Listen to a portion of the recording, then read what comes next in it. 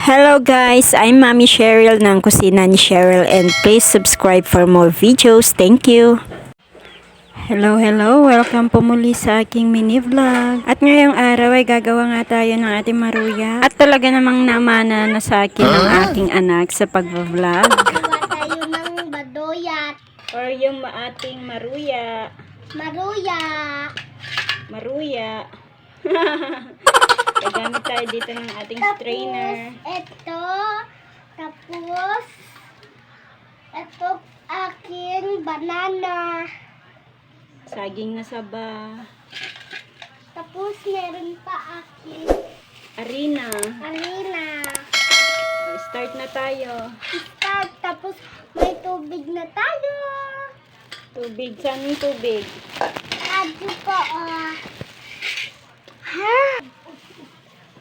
Strain muna natin. Kunin mo yung ibang arena niya. Ito?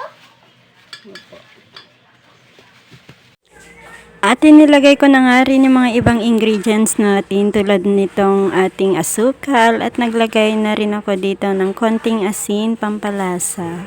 At nakiambag din dito yung aking pamangkin na maglalagay daw siya ng tubig dito at iniunti-unti niya lang din para ma-reach yung gustong consistency ng ating butter. At okay na nga po to mga sis, kaya pwede na tong iprito at maglalagay na nga lang din ako dito ng ating baking powder, munti ko pang makalimutan. At ito pa pala mga sis, bago natin iprito, maglalagay na pala tayo dito ng saging na saba. Munti ko na naman makalimutan ba? Ngayon na iprito na natin yung ating maruya. Akin. Ay, halong-halo mo. Hada-hada ko. Punta na tayo sa ating kusina. Magpainit na tayo ng ating mantika. Ay. At itong mga natapos ng maiprito, mailagay na nga natin sa ating strainer para matanggal yung excess oil nito. At ito nga ang sinasabi ko sa aking anak ay matulog na nga muna para makakain ng mga maruya mamaya paggising. At itong nagising na nga ay gusto naman niya yung ice cream. Nakarinig naman kasi ng tunog ng ice cream.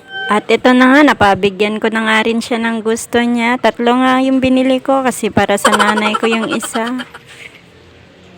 Kain po muna tayo ng ice cream.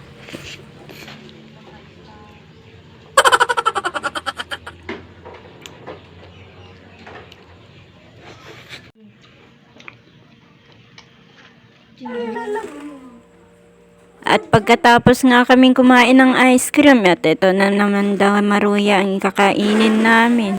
At pagkatapos ng maruya, ito namang mangga ang kakainin namin. O, wala na bang katapos ang kain? At pasensya na kayo guys, at madilim yung video natin. Kayo na lang po mag-adjust. At ito na naman mga sis, luto na yung ating dinner. Ito yung ating pinakbet. So yun lang mga sis, maraming salamat sa panonood. God bless. Bye!